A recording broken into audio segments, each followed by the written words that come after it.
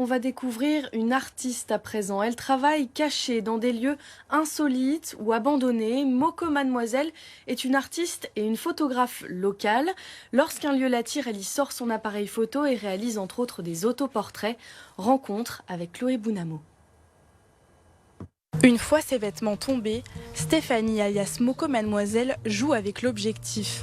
Mannequin, mais aussi photographe, elle réalise ses autoportraits qu'elle assemblera plus tard. J'ai besoin de 2 photos pour cette prise de vue-là.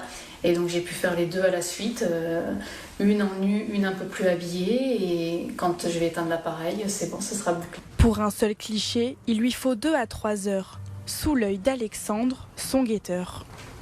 Adepte de lieux abandonnés, elle a choisi aujourd'hui cette ancienne maison d'artiste pour la transformer un court instant en studio photo. Une façon pour elle de faire revivre ces lieux. Moi, c'est ici que ça m'a plu. C'est le fait d'être dans le jus de ce qu'un artiste, un autre artiste, si je peux me permettre de le dire comme ça, a laissé.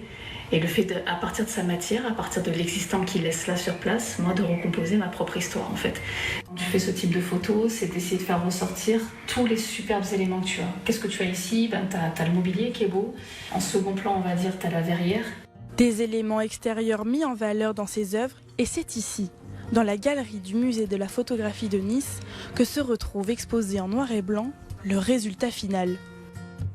Toujours sous l'œil d'Alexandre. C'est bien la première fois que j'ai une impatience comme un compte à rebours où les jours ne passent pas vite parce que j'avais hâte de voir ce que ça allait donner. Prochain objectif, cette fois-ci en binôme, raconter la suite de l'histoire à travers de nouvelles photos.